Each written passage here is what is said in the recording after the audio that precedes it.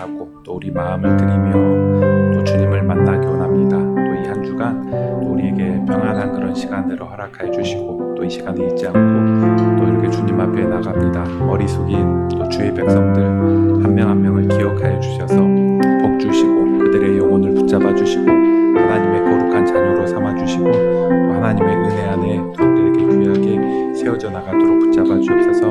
이 시간 또 집중할 수 있는 또 영적인 심령 허락하여 주시고 또 여러 다른 생각들 또 마음속에 근심 염려 예배에 집중하지 못하게 하는 또 우리 모든 또 생각들을 내려놓고 하나님 앞에 더욱더 가까이 나가는 또 이 시간 되어 나가도록 하나님 또 축복해 주시고 주님의 내게 선하신 은혜 가운데 더욱더 임해 나갈 수 있도록 붙잡아 주시옵소서. 하나님 것으로 더욱더 온전하게 채워 주시옵소서.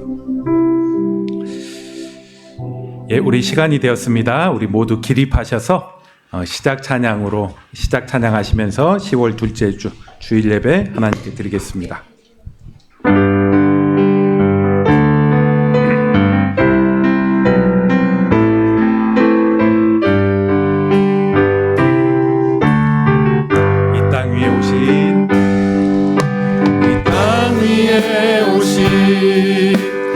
하나님의 본체 십자가에 달리사 우리 죄 사셨네. 하나님이 그를 지극히 높여 모든 이름 위에 뛰어난 이름을 주사 우리 예수 이름 앞에 절하고 모든 입이 주를 시인해. 영광 중에 오실 주를 보리라 선포해. 왕께 만세 존귀와 위엄을 찬양해. 왕의 왕께 만세 주 예수 하나님. 우리 인고대 안에 주님 오실 그날 다시 사신 왕의 영광 이 땅을 비추네. 사탄의 권세는 주 앞에 무너져 생명과 진리의 주 권세 가장 높도다. 우리 예수 이름 앞에 절하고 모든 입이 주를 시인해. 영광 중에 오실 주를 보리라 선포해. 왕께 만세 존귀와 위엄을 찬양해. 왕의 왕께 만세 주 예수 하나님. 아멘. 살아서 지금도 역사하시는 거룩하신 하나님 아버지, 또 이 한 주간 명절 연휴 또 우리에게 평안한 시간을 허락하여 주시고 또 가장 마지막 날 구별된 예배로 하나님 앞에 나가게 하심을 감사합니다. 우리가 명절 중에 또 부지 중에 지었던 죄가 있다면 또 하나님을 놓치고 살아갔던 그런 모습들이 있다면 십자가의 보혈로 이 시간 우리를 용서해 주시고 또 하나님의 거룩한 백성으로 이 시간 다시 우리를 받아 주시옵소서. 영안의 눈을 열어주셔서 우리 앞에 계신 그 하나님을 바라보게 하시고 찬양하며 경배하고 기도하고 또 말씀 들으며 우리 영이 하나님과 만남에 더욱더 강해지는 시간 되도록 은혜 베풀어 주시옵소서. 예수님 이름으로 기도합니다. 아멘. 우리 사도신경으로 우리의 신앙을 고백하겠습니다. 나는 전능하신 아버지 하나님 천지의 창조주를 믿습니다. 나는 그의 유일하신 아들 우리 주 예수 그리스도를 믿습니다. 그는 성령으로 잉태되어 동정녀 마리아에게서 나시고 본디오 빌라도에게 고난을 받아 십자가에 못 박혀 죽으시고 장사된 지 사흘 만에 죽은 자 가운데서 다시 살아나셨으며 하늘에 오르시어 전능하신 아버지 하나님 우편에 앉아 계시다가 거기로부터 살아있는 자와 죽은 자를 심판하러 오십니다. 나는 성령을 믿으며 거룩한 공교회와 성도의 교제와 죄를 용서받는 것과 몸의 부활과 영생을 믿습니다. 아멘. 예, 자리에 앉겠습니다.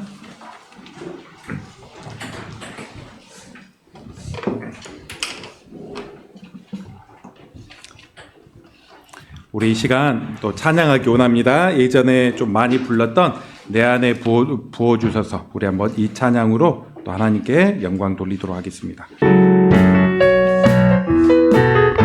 우리 박수하면서 같이 하겠습니다. 내 안에 부어주셔서 내 안에 부어주소서 성령의 충만한 기름을 내 안에 충만케 하소서 성령의 기름을 내 안에 부어주소서 성령의 충만한 기름을 내 안에 충만케 하소서 성령의 기름을 내게 기름 가득할 때 주의 복음 전할 수 있네 내게 기름 가득할 때 주의 사랑 베푸네 그날에 우리 주님께서 밤중에 찾아오실 때에 기름 준비된 자만이 잔치자리 들어가네 그날에 우리 주님께서 밤중에 찾아오실 때에 기름 준비된 자만이 잔치자리 들어가네 우리 다시 고백합시다. 내 안에 부어주셔서 내 안에 부어주소서 성령의 충만한 기름을 내 안에 충만케 하소서 성령의 기름 내 안에 부어주셔서 내 안에 부어주소서 성령의 충만한 기름을 내 안에 충만케 하소서 성령의 기름을 내게 기름 가득할 때 주의 복음 전할 수 있네 내게 기름 가득할 때 주의 사랑 베푸네 그날엔 우리 주님께서 밤중에 찾아오실 때에 기름 준비된 자만이 잔치자리 들어가네 그날엔 우리 주님께서 밤중에 찾아오실 때에 기름 준비된 자만이 잔치자리 들어가네 그날의 도적같이 그날이 도적같이 이를 줄 너희는 모르느냐 늘 깨어 있으라 잠들지 말아라 주님과 동행하라 항상 기뻐하라 항상 기뻐하라 쉬지 말고 기도하라 범사에 감사하라 이는 예수 안에서 너희에게 향하신 하나님 뜻이니라 평강의 하나님이 평강의 하나님이 너희를 거룩하게 하시고 온몸과 영혼이 주 오실 그날에 그 먹기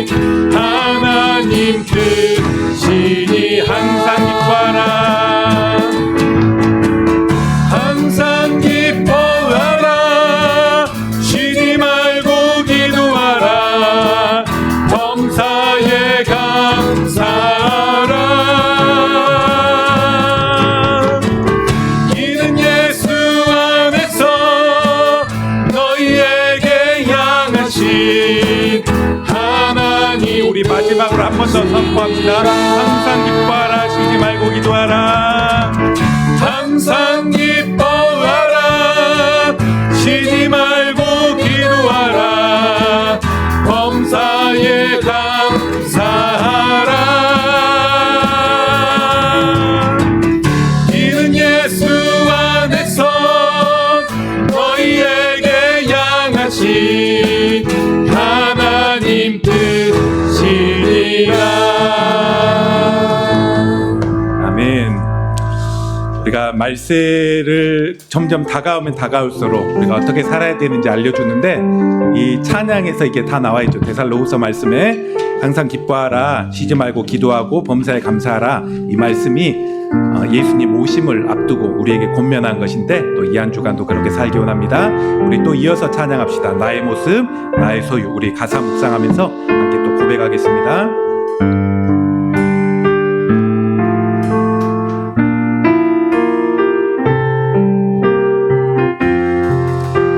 나의 모습, 나의 소유. 나의 모습, 나의 소유, 주님 앞에 모두 드립니다. 모든 아픔, 모든 기쁨, 내 모든 눈물 받아주소서. 우리 다시 한번 고백합시다. 나의 모습, 나의 소유. 나의 모습, 나의 소유, 주님 앞에 모두 드립니다. 모든 아픔, 모든 소유, 내 모든 눈물 받아주소서. 나의 생명 드리니, 나의 생명을 드리니, 주 영광 위하여 사용하옵소서. 내가 사는 날 동안에 주를 찬양하며 기쁨의 제물 대리, 나를 받아주소서. 어제 일과 내일 일도, 어제 일과 내일 일도, 꿈과 희망 모두 드립니다. 모든 소망, 모든 계획, 내 소가 마음 받아주소서.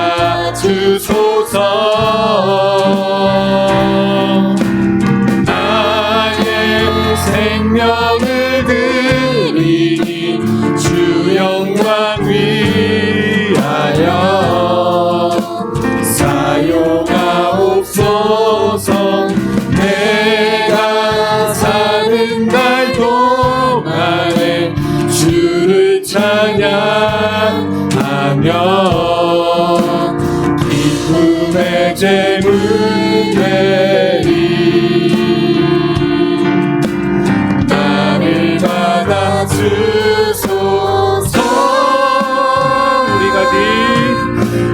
우리 가진 이 모든 것들을 다 주께서 우리에게 주시었네.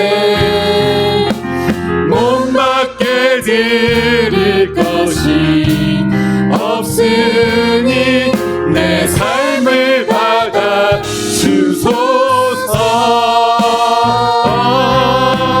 나의 생명을 드리니, 주 영광 위하여 사용하옵소서. 내가 사는 날 동안에 주를 찬양하며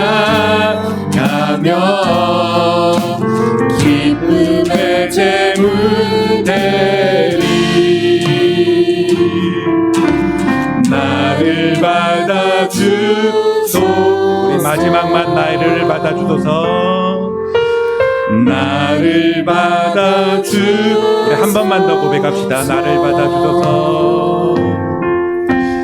나를 받아주소서. 아멘.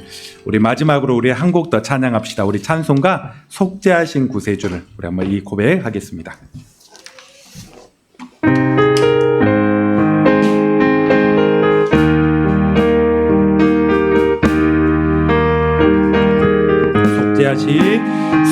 속죄하신 구세주를 내가 찬송하리라. 내게 자유 주시려고 주가 고난당했네. 그 신사랑 찬양하리. 나의 죄 사하려고 십자가에 죽임 당한 나의 주 찬양하리. 내가 구원받은 증거 기뻐 전파리라. 내 죄 모두 담당하신 주의 사랑 크셔라. 크신 사랑 찬양하리. 나의 죄 사하려고 십자가에 죽임 당한 나의 주 찬양하리. 승리하신 구세주를 내가 찬송하리라. 죄와 죽음 지옥 권세 주가 모두 이겼네. 그 신사랑 찬양하리. 나의 죄 사하려고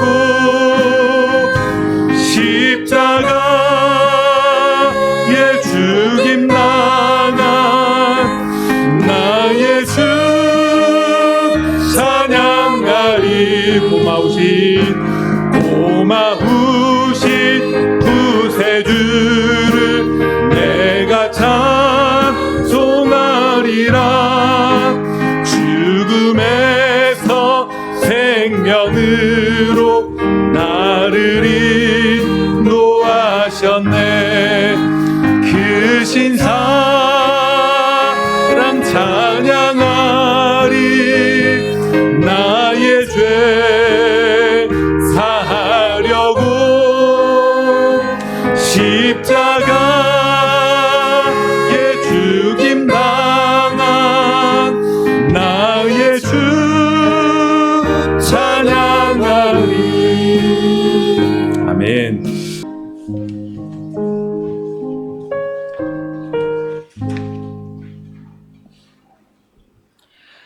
우리의 소망이며 생명 되시는 하나님 아버지, 긴 추석 연휴를 잘 지내게 하시고 오늘 주님 앞에 나와 예배드리게 하심을 감사드립니다. 하나님 기뻐 받으시는 예배, 우리에겐 은혜가 넘치는 예배가 되게 하시옵소서. 하나님 아버지, 저희들은 항상 감사하지 못하고 또 남을 판단하고 정죄하고 합당치 못한 모습들이 많이 있습니다. 그것이 우리의 습관이 되어버렸습니다. 결단을 하고도 바로 넘어지는 그렇게 연약한 존재임을 고백합니다. 저희들을 불쌍히 여기시고 더욱 성숙한 자녀의 삶을 살 수 있도록 우리에게 믿음을 더하시옵소서. 하나님 올리브 교회를 사랑하시는 하나님 아버지, 하나님의 뜻 가운데 교회를 세우시고 부족한 저희들을 부르사 영적 가족 공동체로 만드심을 정말로 감사드립니다. 우리 모두 삶을 변화시키는 복음을 경험하여서 또한 하나님 나라와 영광을 위해서 더 힘쓰고 애쓰게 하시고 우리가 서로 기도하고 돌아보게 하시옵소서. 무엇보다도 이어지고 있는 이 릴레이 기도에 성령께서 함께 하셔서 우리가 말씀과 기도로 든든히 세워지게 하시옵소서. 새 가족들도 잘 정착하여서 믿음의 뿌리를 깊게 내리게 하시고 또한 신실한 믿음의 일꾼들이 더해져서 교회가 더욱 성장하고 또 이 지역사회에서도 선한 영향력을 끼칠 수 있는 우리 올리브 교회가 될 수 있도록 하나님 도와주시고 함께하여 주시옵소서. 하나님, 우리 희망세대 청년들을 기억하여 주시옵소서. 믿음 안에 든든히 세워지며 주신 사명을 잘 발견하게 하시고 또한 타 지역에 있는 자녀들도 예배가 회복되게 하시고 그들의 모든 삶이 하나님께 영광 돌리는 삶을 살 수 있도록 하나님 도와주시기를 원합니다. 아버지 하나님, 또한 이 나라를 위해서 기도합니다. 무엇보다도 공의와 정의가 바로 서는 나라가 되게 하시고 이종자들이 하나님을 경외하시며 정말 국민을 위한 정치를 할 수 있도록 도와주시옵소서. 또한 한국 사회도 새롭게 더욱 변화될 수 있도록 우리가 더욱 합심해서 기도할 수 있도록 하나님 인도하여 주시옵소서. 오늘 말씀을 전하시는 목사님 항상 영육의 강건함과 주신 사명을 잘 감당할 수 있도록 하나님 도우시옵소서. 말씀을 선포하실 때마다 성령의 기름 부음이 넘치게 하시고 또한 선포된 말씀에 우리 모두가 은혜 받고 더 나아가 우리 삶이 변화될 수 있도록 하나님 도와주시길 간절히 바랐고 원하며 우리 주 예수님 이름으로 감사하며 기도드립니다. 아멘.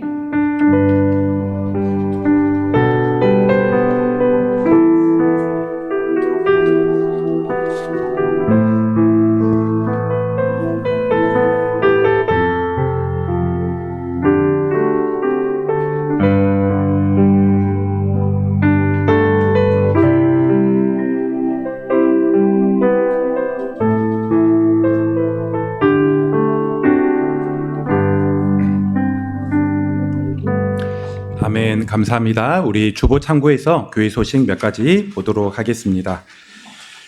우리 첫 번째 굿뉴스 모임을 다음 주부터 하려고 합니다. 최근 교회 등록했던 우리 새가족들 대상으로 4주 동안 복음에 대해서 우리가 또 왜 예수님 믿어야 되는지 그 근거들을 한번 확인해 보려고 하는데, 이전까지 그건 우리 성기미들이 개인적으로 이렇게 했다면 이번 텀에는 제가 한번 4주 동안 한번 인도하려고 합니다. 혹시 빠지는 그런 주는 성기미들이 보충해주고 다음 주부터 함께 또 이런 시간 가져나가기 원합니다. 두 번째, 학습 세례자를 여러분 구역에서 목장에서 그리고 반에서 한번 확인해 주시기 바랍니다. 그래서 최근에 새가족 오신 분들도 또 예수님 믿음 확인되면 학습 받을 준비하고 이후에 또 세례 받고 이런 절차들 준비해서 진행해 나가려고 합니다. 세 번째, 양육 훈련을 하려고 합니다. 이제 한 2주 정도 준비하고 또 광고하고 해서 11월부터 시작해서 약 한 3달 정도 진행하려고 합니다. 크게 2개 반 진행해 나가려고 하는데, 이제 성장반은 우리 평신도들이 1대1이나 1대1, 1대2 혹은 소그룹으로 할 수 있고, 훈련반은 소그룹으로 운영합니다. 우리 청년들도 대상입니다. 청년 이상 모든 사람도 대상이기에 또 권면해 주시고 또 함께 참석해서 영적인 성장 훈련들 도모했으면 좋겠습니다. 네 번째, 오늘 목장 모임 마치고 이제 사역 팀장 모임을 하려고 합니다. 그래서 하반기 사역 일정들 또 의논해 보고 전망하는 시간 갖기 원합니다. 성경 읽기 본문 참석하고 10월 11월 또 사역 일정도 함께 또 참고하고 기도해 주시기 바랍니다. 광고 이상입니다. 우리 드린 예물 우리 또 하나님 앞에 한번 올리면서 한 번 더 같이 한번 기도하도록 하겠습니다. 살아계신 하나님, 또 우리의 일상을 하나님께서 평온함으로 붙들어 주시고 또 우리에게 주신 여러 또 월급, 용돈 또 이전에 주셨던 것들을 떼어서 믿음을 담아 하나님 앞에 올려드립니다.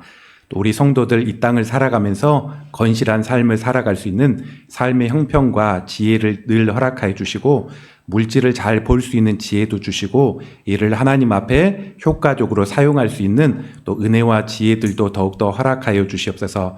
우리 또 공부하는 학생들 가운데는 지혜와 비전 또 미래를 향한 또 열심 허락하여 주셔서 잘 준비되어서 모두 쓰임 받아 나가는 우리 또 하나님의 자녀 되어 나가도록 인도하여 주시옵소서. 이후에 말씀 가운데서도 또 주실 은혜를 또 구하며 예수 그리스도 이름으로 기도합니다. 아멘. 예, 말씀 찾겠습니다. 오늘 주신 말씀 신명기 5장입니다. 구약 성경 신명기 5장 7절부터 11절까지 말씀입니다.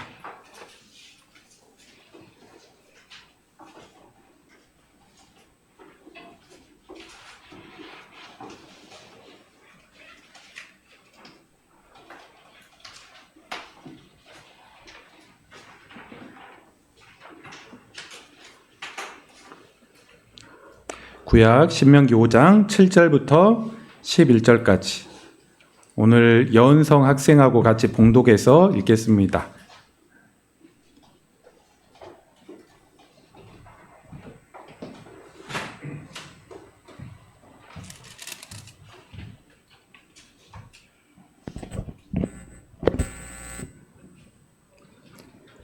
나 외에는 다른 신들을 내게 두지 말지니라.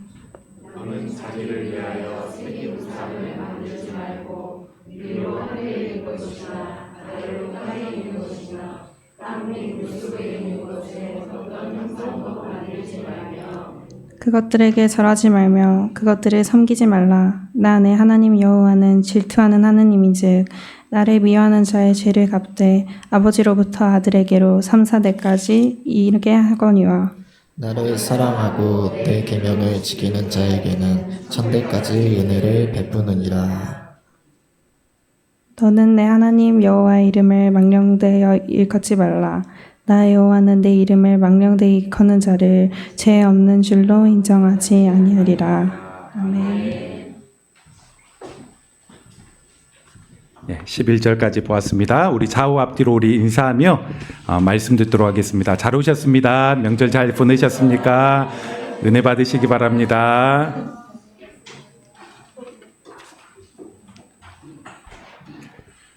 예, 12월이 됐는데도 더위가 꺾이지 않아가지고 약간 또 예배당이 꽉 차니까 또 더운 느낌이 있는데 또 오늘 예배 참여해 주셔서 또 감사합니다. 오늘 또 은혜 받는 시간, 또 말씀이 무엇인가 또 듣고 주의 음성 듣는 시간 되기 원합니다. 이제 과거 왕조 시대에서는 왕이 등극하면 왕들의 이름을 사용하지 못하게 했습니다. 이를 소위 이제 피위 제도라고 그렇게 이야기하는데 가령 여러분이 이제 조선시대의 왕 중에 좀 기억나는 왕, 누가 있나, 그러니까 제가 기억나는 왕, 우리 드라마 때문에 되게 유명해졌는데, 정조왕이 있는데, 실명 여러분 기억나시나요?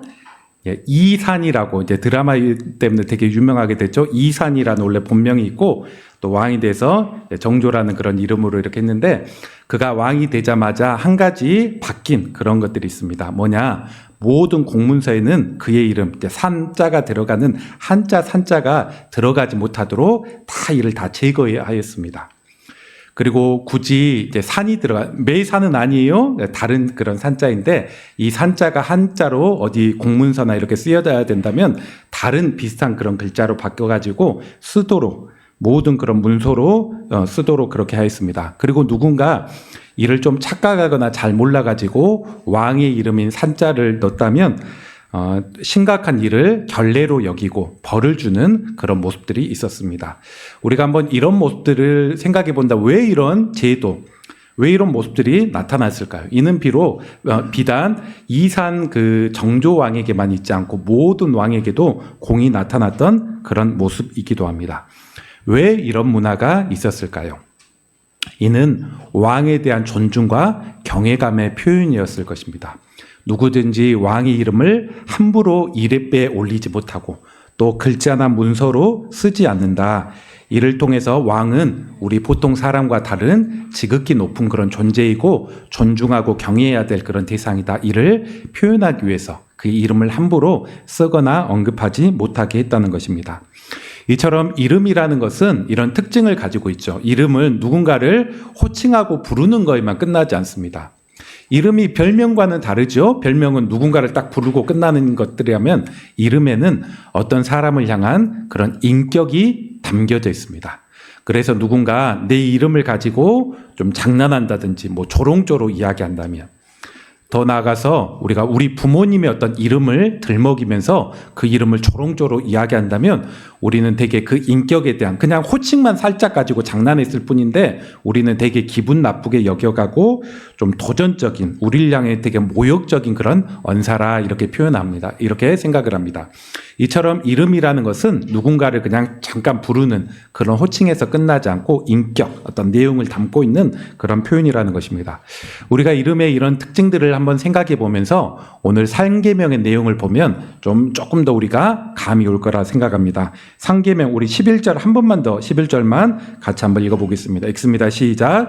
너는 내 하나님 여호와의 이름을 망령되이 일컫지 말라.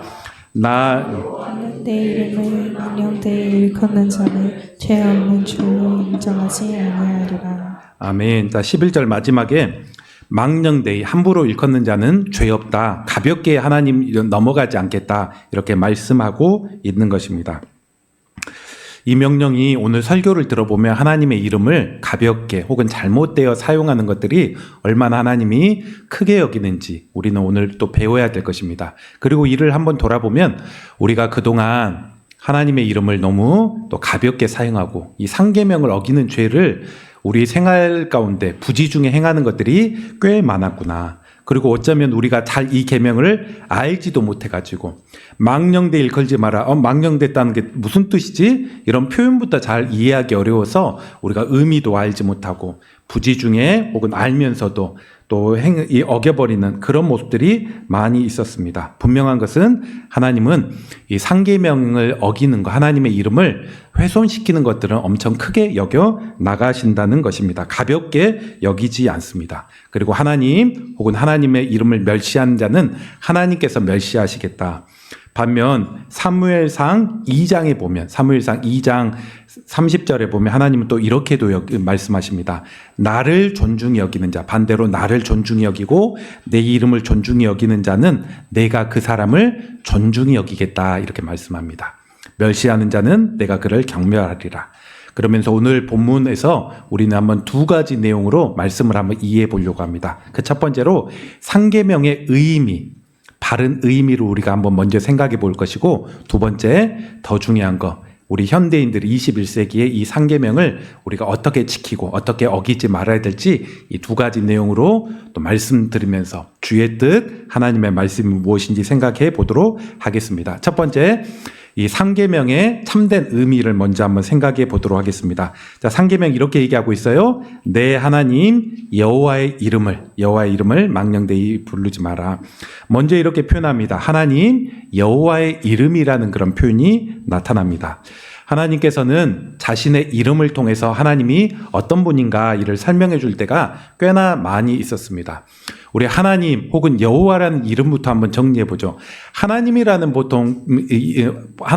표현은 히브리어로 보통 엘 혹은 복수형으로 써서 엘로힘 이런 표현으로 많이 썼습니다. 엘 혹은 엘로힘 이런 표현을 많이 썼습니다. 엘 혹은 엘로힘이 어떤 의미를 가지고 있느냐? 바로 하나님은 전능하신 하나님, 창조자, 전능자 그런 의미를 가지고 있습니다. 어떤 분보다도 강하시고 모든 것을 할 수 있는 그런 능력의 주, 그런 의미를 가지고 있습니다. 그렇다면 여호와라는 그런 뜻은 무엇이냐? 여호와는 우리 많이 들었죠? 스스로 계시는 자. 이 세상에 있는 모든 것들은 누군가에 의해서 창조되었고 또 창조된 것들이 변형돼서 이렇게 나타난다면 하나님만은 유일하게 스스로 계십니다. 이를 자존성, 한자로 얘기하죠. 스스로 계시는 분. 누가 만드신 분이 아니라 하나님은 스스로 계십니다. 그래서 하나님 여호와라는 것은 스스로 계시면서 가장 능력이 계신 전능한 하나님이시라 이렇게 표현합니다. 또 우리 하나님에 대한 호칭, 이름 혹시 생각나는 거 있으시나요? 우리가 우리 출애굽기 그 모세오경 쭉 보았는데 여기 보니까 여호와 이레라는 이름도 알려주셨습니다. 하나님은 준비하시는 하나님이시다. 우리를 위해서 준비하시는 분이다. 또 성경에 보면 여호와 라파라는 하나님은 치유하시는 분이다. 우리의 몸도 마음도 치유하시는 분이다. 또 여호와 니시, 여호와의 그 깃발이라는 얘기인데 승리, 전쟁에서 승리자 이를 의미하죠. 이런 모든 이름은 하나님의 그런 성품을 우리에게 보여주는 그런 모습이라 할 수 있습니다. 이런 여호와의 이름을 특별히 하나님 여호와라는 그런 이름이 있는데 이를 되게 소홀히 하지 말라는 것입니다. 우리가 이 땅을 살아갈 때도 저희가 어릴 때부터도 그런 표현이 있죠. 너희 부모님 이름이 뭐냐? 그렇게 얘기하면 부모님 이름, 여필종이요 이렇게 하는 것들은 되게 결례로 여겨졌습니다. 한국 사람도. 그래서 어떻게 불러야 됩니까? 여자, 필자, 종자입니다. 이렇게 부르는 것들이 바른 예의라. 우리 한국에서도 그런 정서가 있습니다. 그런데 이것은 우리 한국뿐만 아니라 대부분의 사회 혹은 유대인에게는 훨씬 더욱더 심합니다. 하나님에 대해서 어떻게 인식했느냐? 하나님의 이름을 함부로 부르는 것은 되게 결례를 행하는 것이고 하나님을 존중히 여기지 않는 것이다. 특별히 모세 시대 때 상계명, 하나님 여호와의 이름을 함부로 망령되이 부르지 말라 이런 말씀을 들은 이후에는 이 유대인들은 이 말씀을 더욱더 엄격하게 지키기 위해서 어떻게 했느냐, 하나님 여호와라는 그런 표현이 있다면, 여호와라는 표현이 있다면 그 하나님의 이름을 차마 입에 담지 않았습니다. 어떻게 담았느냐, 여호와라는 그런 표현이 있다면 주인이라는 히브리어로 아도나이라고 하는데 이 여호와라는 말 대신 아도나이 그렇게 불렀습니다. 그래서 가령 여호와께서 너에게 복 주시기 원하신다. 신명기의 민수기의 그런 축복 기도가 있죠. 여호와께서 너에게 복 주시고 은혜 베푸시기 원하신다. 그런 표현들이 있다면 사람들은 여호와께서 그렇게 표현하지 않고 아도나이께서 너에게 복을 주시기 원한다. 아도나이께서 너에게 축복 주시기 원한다. 너의 주께서, 주인께서 너에게 함께 하시기 원한다. 이런 식으로 부르고 이런 식으로 또 호칭했다고 합니다. 그러면서 계속 이렇게 부르다 보니까 언제부턴가 이제 히브리어는, 고대 히브리어는 모음이 없다고 하지 않았습니까? 자음만 있다고. 그래서 그 자음을 어떻게 읽어야 될지 제대로 알지 못해서 여호와 혹은 야훼 뭐 그런 식으로 추측하면서 우리가 오늘날에도 읽고 있습니다.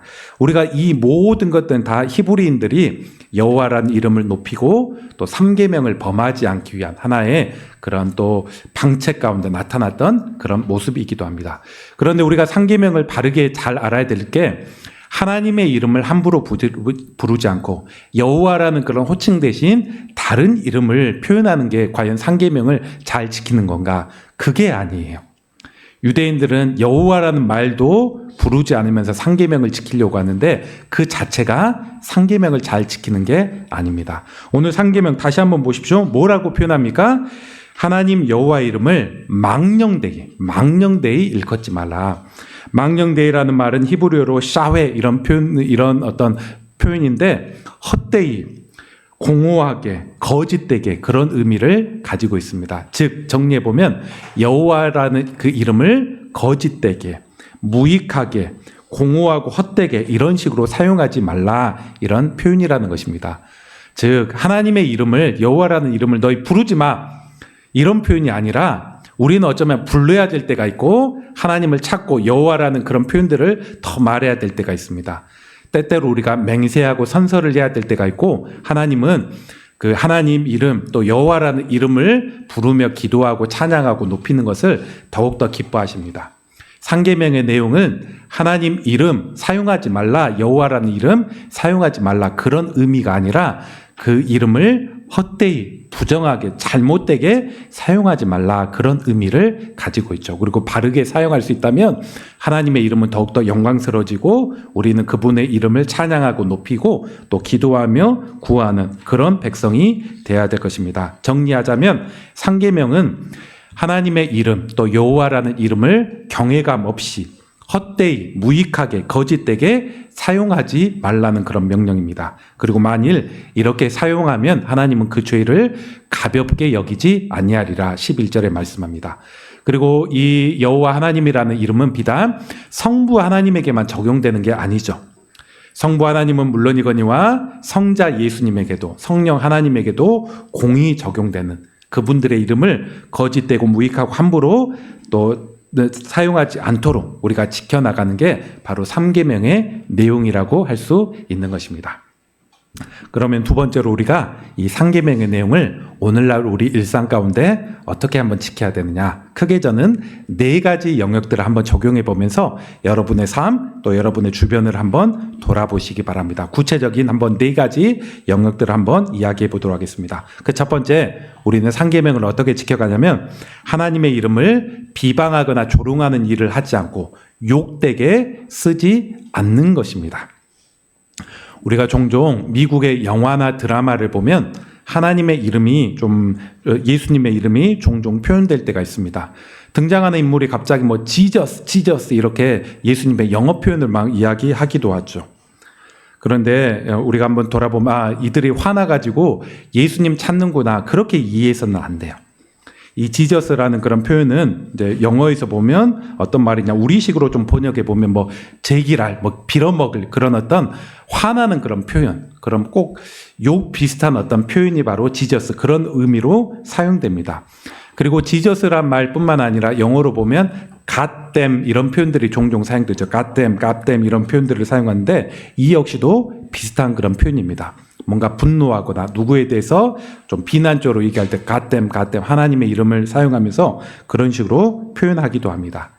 서양이 한때 이제 기독교 정신이 그들 가운데 되게 스며들었죠. 그리고 한때 이제 기독교가 그들의 삶과 신앙 가운데 깊이 스며들면서 언어 생활 가운데 또 있었는데 그들이 분노하고 화나면 예수님이나 하나님에 좀 찾으면서 그들의 마음을 좀 진정시킬 때가 있었다면 시간이 지나가서 이제 그런 신앙은 다 식어버린 채 형식만 남은 때 그들에게 어떻게 얘기하느냐? 예수님, 하나님의 이름이 욕 비슷한 자기가 분노 있을 때 막 자기의 분노를 발산해 나가고 표현해 나가는 그런 모습으로 됐다는 것입니다. 이는 참 가슴 아픈 현실이죠. 하나님의 이름, 예수님의 이름을 이렇게 사용하는 게 바로 상계명을 어기는 그런 모습입니다.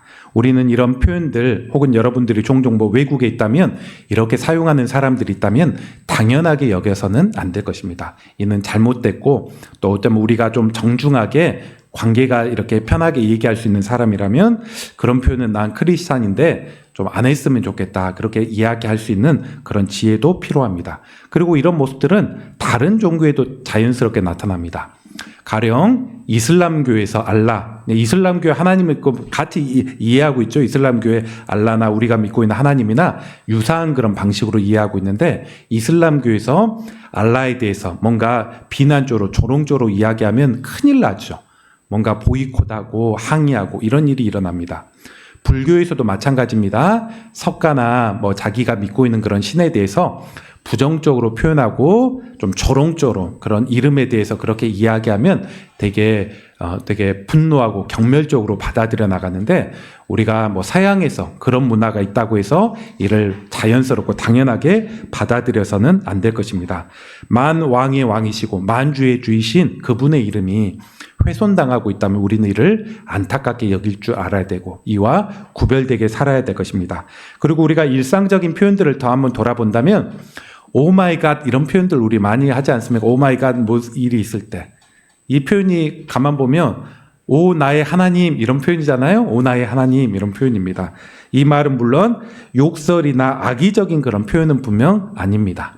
그런데 서양 사람들이 신앙도 없고 그럼에도 불구하고 일이 있으면 어떤 큰일이 있으면 오마이갓 오마이갓 하면서 깜짝 놀라는데 이 표현도 신앙 없는 그들 가운데는 적절한 그런 표현은 아닐 것입니다. 오마이갓 이렇게 하는 것들이. 물론 우리가 예수 믿는 사람들이 어떤 놀랄 만한 일 가운데 오 주님 우리 또 한국말로 그렇게 얘기하기도 하잖아요. 어떤 깜짝 놀랄 만한 주님 이렇게 찾기도 하고 의지하고 이렇게 하기도 했는데 그런 표현이라면 너무 좋겠지만 신앙도 없고 진실하게 하나님을 의지하는 마음도 없음에도 불구하고 오마이갓 혹은 영어 따라한다고 그런 식으로 표현하는 것은 또 적절하지 못한 하나님의 이름을 잘못 사용하는 그런 모습이기도 합니다. 그리고 우리는 더 나아가서 하나님의 이름을 좀 조롱하는 그런 비방하는 그런 것들도 무서운 그런 죄임을 알아야 될 것입니다. 오늘 본문 가운데 시간이 흘러서 구약의 히스기야 왕 시대입니다. 그때 아수르라는 나라가 북이스라엘을 멸망시키고 남유다를 향해서 공격해오죠. 그때 랍사게라는 그 아수르 장군이 사람들 가운데 히브리 말로 그들을 비방합니다. 너희 왕은 힘도 없고 북쪽 이스라엘이 망했던 것처럼 너희 남쪽도 얼마 가지 못해서 똑같이 어려움 당한다. 지금 항복해야지 목숨은 구제할 수 있다. 이런 식으로 막 이렇게 비방하고 허위선전하면서 그들은 뭐라고 얘기하느냐. 여호와라는 신이 혹시 너희를 지켜줄 거라고 생각하는 사람이 있느냐. 그렇게 얘기하면서 여호와의 이름을 비방합니다. 그는 헛되다. 그는 거짓되고 별 볼 일 없는 신이고 무능한 신이다. 북쪽 문 지켰지 않느냐. 남쪽도 곧 없앨 것다. 이렇게 하면서 하나님의 이름을 조롱하고 모독하였습니다. 이런 일들 가운데 하나님이 어떻게 했느냐. 다음 날 하나님께서 천사를 보내셔서 적군의 18만 5천 명의 그런 군사를 되게 송장으로 만드셨습니다. 하나님은 결코 하나님의 이름이 모욕받고 그런 상황들을 좌시하지 않습니다. 그리고 그렇게 하는 그런 사람이 있다면 이 사람에 대해서 결코 죄 없다. 저는 몰랐어요. 하나님 없는지 알았어요.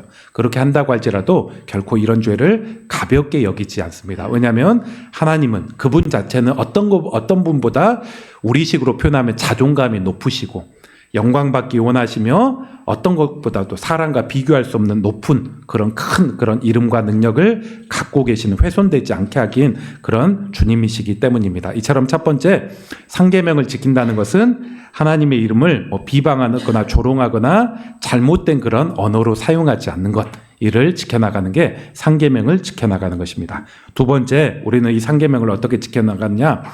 하나님의 이름으로 잘못된 맹세를 하지 않는 것이 바로 3계명의 내용을 지켜나가는 것입니다. 마태복음 신약에 와서 예수님이 이 땅에 계실 때 마태복음 3장 33절에 예수께서 이렇게 가르쳤어요. 너희 옛사람이 말한 바, 구약 성경에서 말한 바 헛되이 맹세하지 말고 맹세한 것을 주께 지키라. 다시 옛사람이 말한 바 헛맹세를 하지 말고 내 맹세한 것을 주께 지키라 하였다는 것을 너희가 들었으나 나는 너희에게 이르노니 도무지 맹세하지 말고 하늘로도 땅으로도 성전으로도 이렇게 하지 말라, 그런 얘기가 나옵니다. 우리가 이 구절을 보면 예수님은 맹세하는 거 다 그 맛이나 이런 생각이 좀 들기도 해요. 그런데 그런 직접적인 의미가 아닙니다.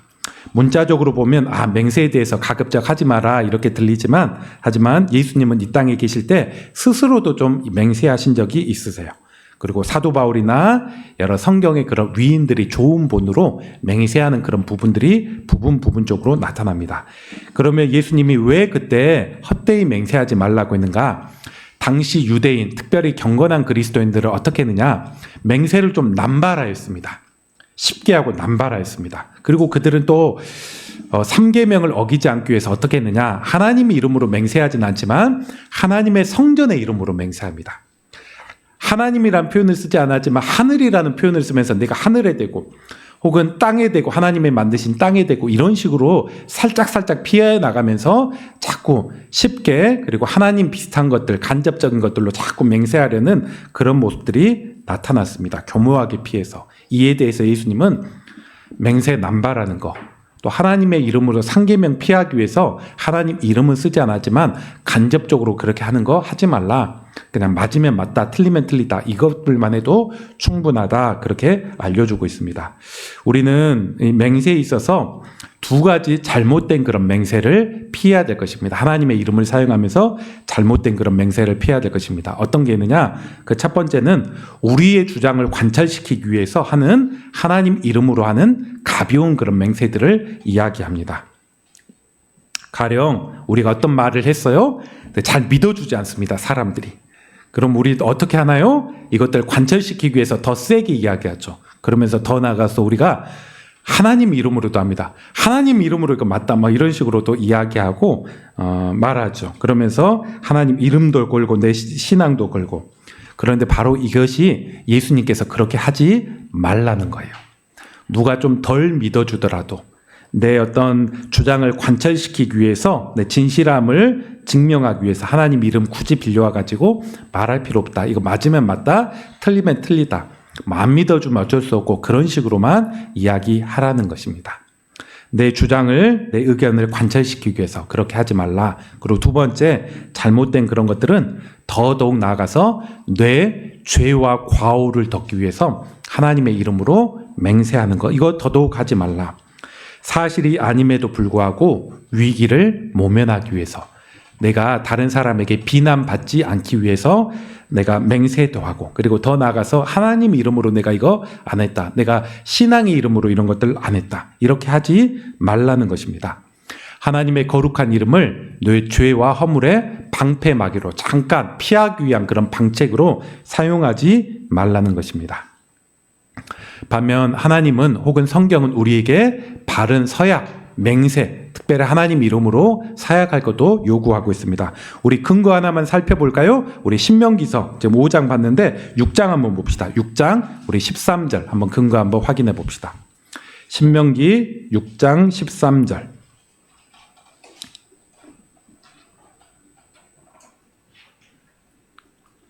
자, 6장 13절에는 이런 구절도 있죠. 다 같이 한번 읽어봅시다. 시작. 내 하나님 여호와를 경외하며 그를 섬기며 그의 이름으로, 마지막에 누구 이름으로 맹세하라고요? 그의 이름, 하나님의 이름으로 맹세하라. 10계명이 분명히 5장에서 주어지고 3계명이 함부로 쓰지 말라 주어졌음에도 이제 6장에서 가면 하나님 이름 존중하고 높이며 또 그의 이름으로도 맹세도 하라 이렇게 표현하고 있는 것입니다. 우리는 때때로 하나님의 이름으로 맹세하고 사약하고 이렇게 해야 될 때가 있습니다. 어떨 때 그렇게 하느냐? 가령 예를 들면 우리가 세례 받을 때 하나님 이름으로 서약을 합니다. 내가 세례 받고 하나님 자녀, 내가 예수님 믿었는데 이 세례 받을 때 예수님과 함께 죽고 다시 살아날 때 하나님 백성으로 온전하게 살겠습니다. 하나님 백성으로 의무, 교인으로서의 의무와 순종을 다하도록 하겠습니다. 이를 우리가 하나님 앞에 하나님의 이름으로 맹세를 합니다. 저 같은 경우 목사로 임직할 때 또 이런 맹세를 하였습니다. 제가 30대 초반에 꽤나 어린 나이에 뭣도 모르고 이제 목사 안수받고 그렇게 했는데 그때 서약하고 하나님과 사람 앞에 서약하기를 목사의 직에 이름을 더럽히지 않고 평생 하나님만 따르겠습니다. 이렇게 하나님 앞에 서약을 했습니다. 그리고 우리 중에도 이제 중직자로 안수집사, 권사, 장로로 피택되어서 임직을 할 때 우리는 동일하게 고백하죠. 하나님 앞에 받은 그런 직분들 중하게 여기고 그런 소임들을 성실하게 감당하겠습니다. 하나님 앞에 이렇게 맹세하기도 합니다. 그리고 저는 그런 거 한 번도 안 해봤는데 이런 분이 있다고 할지라도 우리가 결혼할 때 기독교식으로 결혼을 했다면 우리는 또 하나님 앞에 맹세를 하죠. 또 어떤 분은 성경에 손을 얹고 우리는 맹세했습니다. 내 배우자를, 내 옆에 있는 사람을 끝까지 사랑하고 희생하며 살겠습니다. 우리는 하나님 앞에 혹은 성경에 손을 얹고 이렇게 맹세를 하고 목사님이 성혼 선포를 하죠. 하나님과 사람 앞에 그들이 이제 한 부부가 되었음을 선언합니다. 이런 어떤 과정 가운데 우리는 서약을 하고 맹세를 하기도 했습니다. 바로 이런 것들이 하나님 이름으로 맹세를 하고 서약을 하는 것입니다.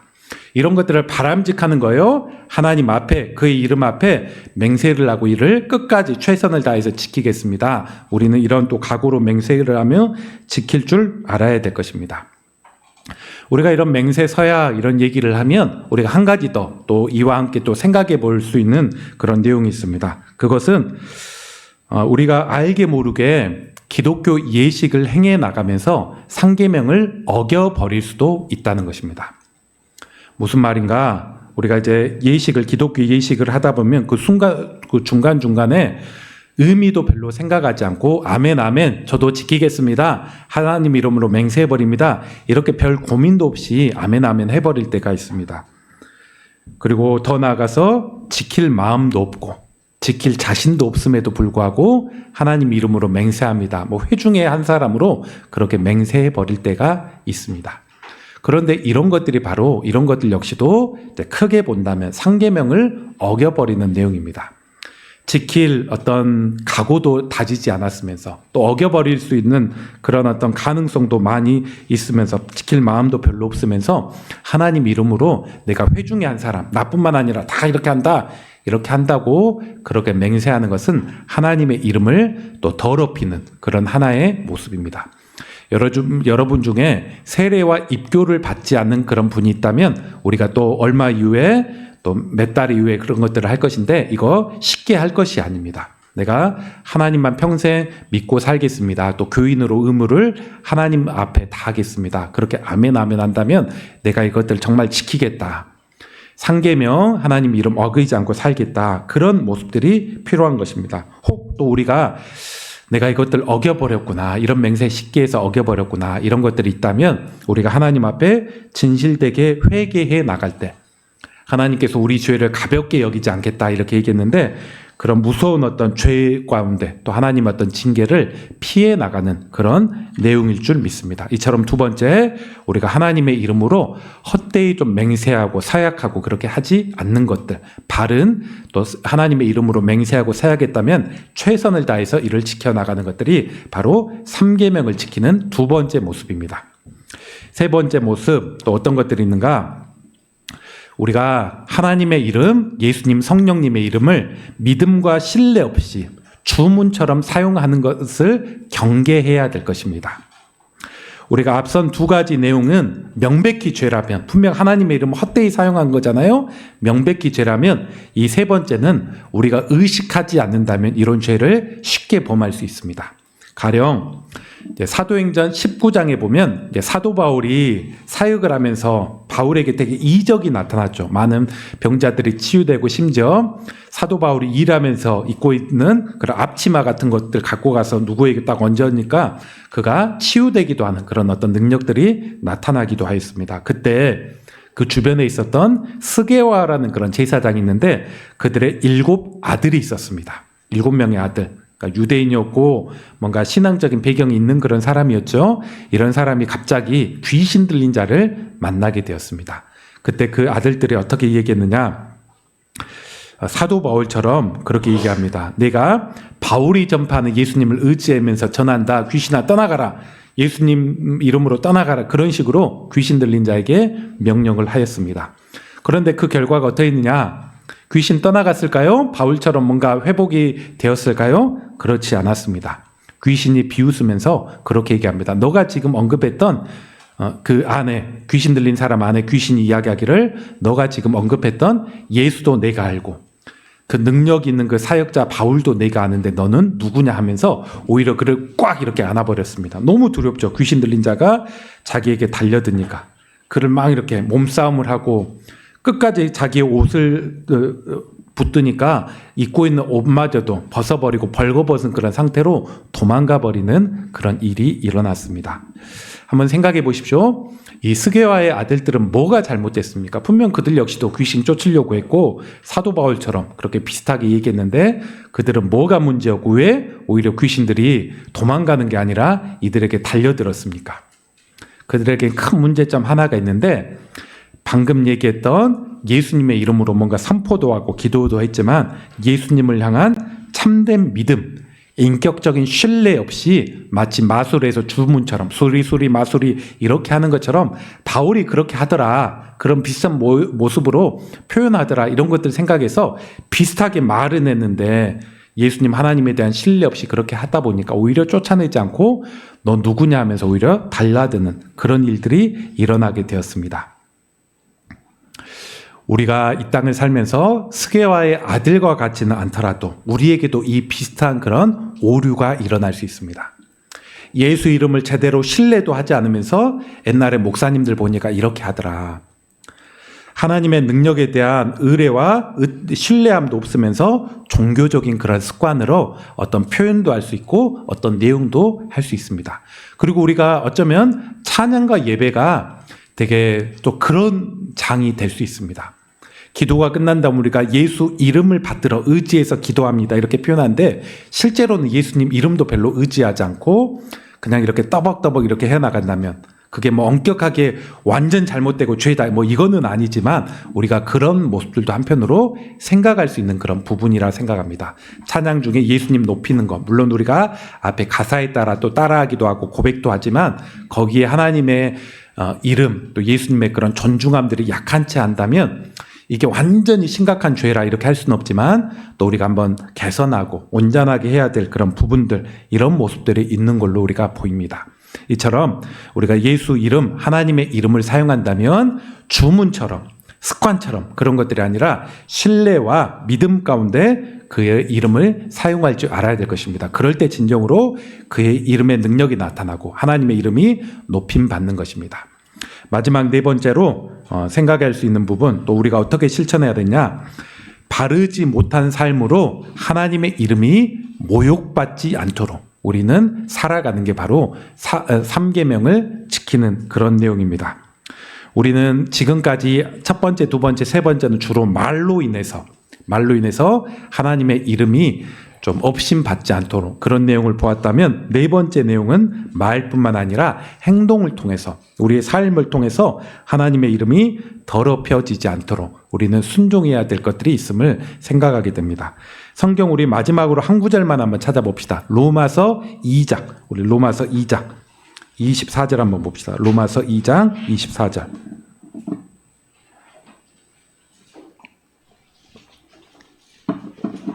로마서 2장 24절 보니까 사도 바울이 로마서에서 쭉 이렇게 편지를 쓰면서 당시 유대인들이 어떤 신앙의 좀 문제, 위선들 이것들이 있는가 이를 쭉 설명하면서 24절에 이렇게 이야기합니다. 로마서 2장 24절 제가 읽어보겠습니다. 기록된 바와 같이 하나님의 이름이 너희 때문에 이방인 중에서 모독을 받는도다. 구약 성경에 나와 있는 그런 말인데 하나님의 이름이 오히려 유대인들이 바르지 못한 삶으로 인해서 오히려 하나님의 이름이 이방인 가운데 욕먹고 오히려 아이 별거 아니네 유대인들 섬기는 거 보니까 난리도 아니네 이런 식으로 하나님의 이름이 모독받는다는 것입니다. 그리고 이 모습이 구약시대뿐만 아니라 사도 바울이 살고 있는 시대도 여전하다 이렇게 설명하고 있는 것입니다. 곧 하나님의 백성이라고 자부하는 그런 사람들이 위선되고 거짓된 그런 삶을 살아가면 자연스럽게 하나님의 이름은 가볍게 되고 하나님의 이름이 모독받을 수밖에 없는 것입니다. 그리고 오늘 우리가 이 말씀을 오늘을 살아가면서 잘 한번 기억해야 될 것입니다.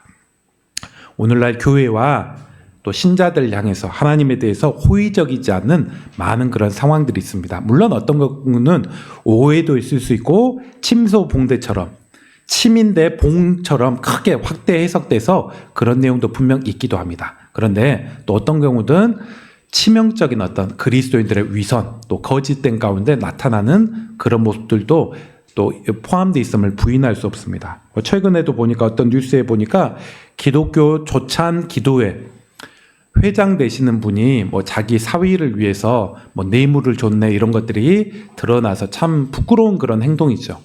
기독교 조찬 기도에 있으면 가장 앞장서서 사람도 모으고 사회도 보고 기도하셨던 그런 어떤 또 기독교 진영에서는 꽤나 유명한 그런 사람일 것 같은데 저는 뭐 누구인지는 잘 몰랐지만 그런 사람이고 또 나름대로 건축회사, 건설회사 잘 운영했다는 그런 사람으로 알려졌던 그런 사람인데 자기 사위를 위해서 뇌물 주고 한 자리 받기 위해서 그런 어떤 부정한 일들이 일어날 때 하나님의 이름이 모독받았습니다.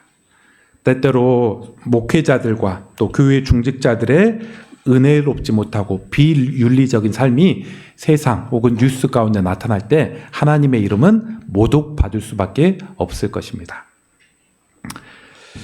우리가 이런 시기이기 때문에 이런 시대에 살기 때문에 우리는 특별히 행동을 통해서도 하나님의 이름이 모독받지 않도록 낮춤받지 않도록 더욱더 조심해야 될 것입니다. 그리고 우리는 소극적으로 하나님의 이름이 모독받지 않는 그런 수준이 아니라 적극적인 우리 선행 또 바르고 거룩한 삶을 통해서 하나님의 이름이 높임받도록 우리가 예배 중에도 하나님의 이름을 높이지만 또 다른 사람들이 우리 저 사람 보니까 참 신실한 저렇게 사는 것들이 바로 바람직한 그런 믿음의 삶이구나. 저 사람 보니까 한번 교회에 갈 만하겠구나. 신앙생활이라는 것은 저런 거겠구나. 이렇게 우리가 또 생각하게 하는 그런 지점들을 줘야 된다는 것입니다. 곧 우리는 말로도 전도해야 되지만 우리의 행동들이 강력한 전도지가 되고 구원의 문을 열 수 있는 그런 내용이 됨을 우리는 알아야 될 것입니다.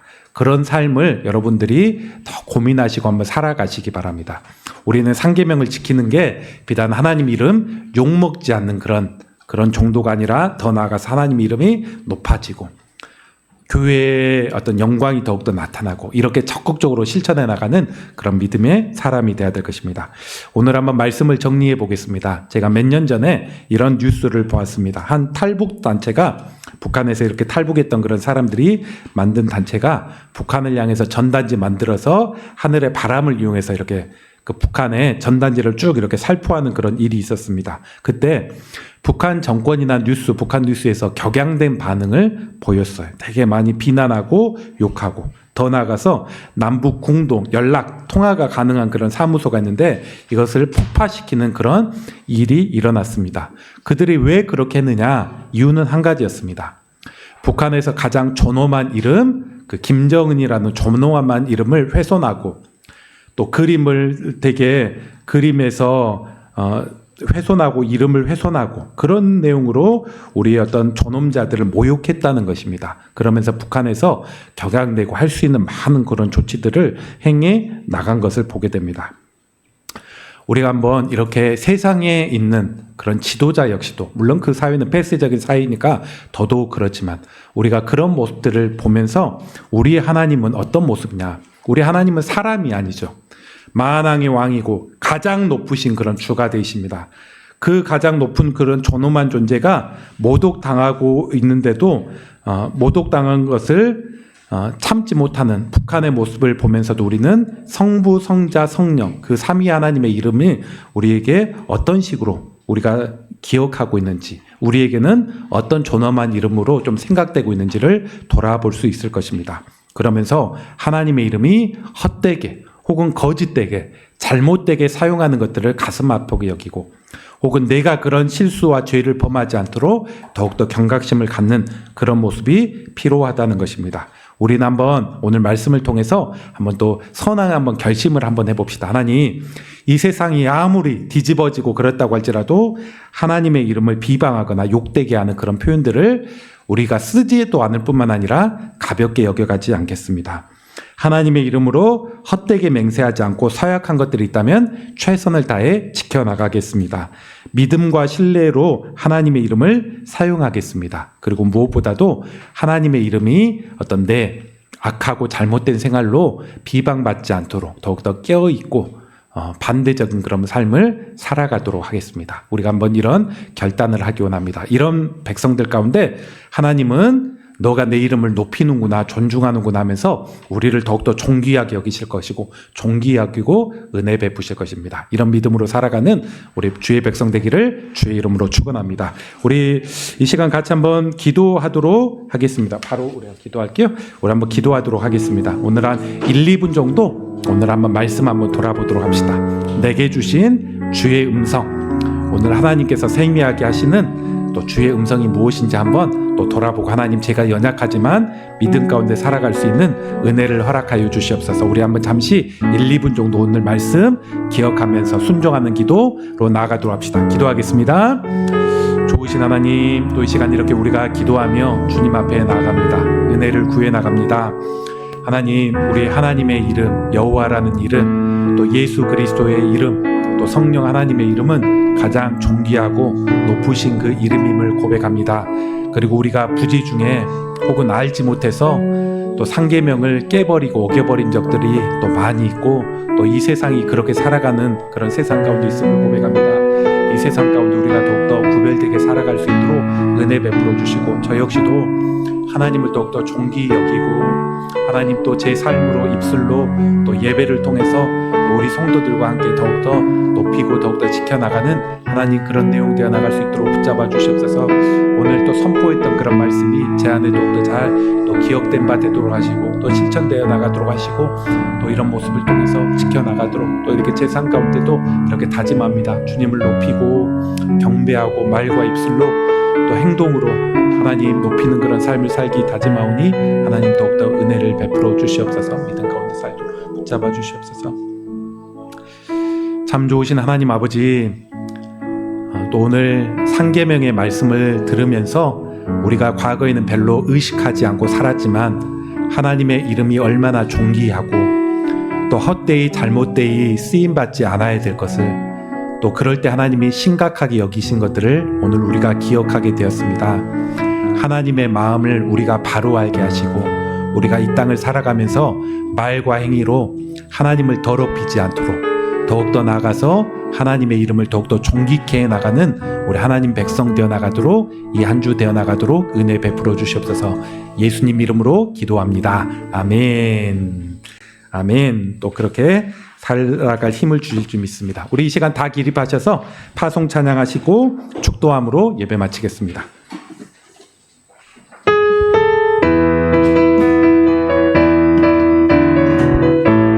갈릴리 마을 그 속에서 갈릴리 마을 그 숲속에서 주님 그 11 제자 다시 만나시사 마지막 그들에게 부탁하시기를 너희들은 가라 저 세상으로 가서 제자 삼으라 가서 제자 삼으라. 세상 많은 사람들은 세상 모든 영혼이 내게 달렸나니 가서 제자 삼으라. 나의 길을 가르치라. 내가 너희와 항상 함께 하리라. 지금도 우리 주 지금도 우리 주 찾아오사. 어두워져가는 저 세상 바라보며 마지막 우리에게 부탁하시기를 너희들은 가라 저 세상으로. 가서 제자 삼으라. 가서 제자 삼으라. 세상 많은 사람들은 세상 모든 영혼이 내게 달렸나니 가서 제자 삼으라. 나의 길을 가르치라. 내가 너희와 항상 함께 하리라. 아멘. 기도하겠습니다. 지금은 우리 주 예수 그리스도의 또 크신 은혜와 하나님 아버지의 담없는 사랑과 성령의 또 충만케 하시는 역사가 또 오늘 예배를 드리며 그 삼위 하나님 이름을 더욱더 존귀히 여겨 나가며 또 하나님 앞에 더욱더 존귀함을 얻기를 또 다짐하고 주의 은혜를 구하는 모든 주의 백성들 가운데 또 이 연휴를 마치고 또 세상으로 나아가고자 또 믿음의 은혜를 구하는 모든 주의 백성들의 한 주간의 앞길 가운데 지금부터 영원토록 함께 있을지어다. 아멘.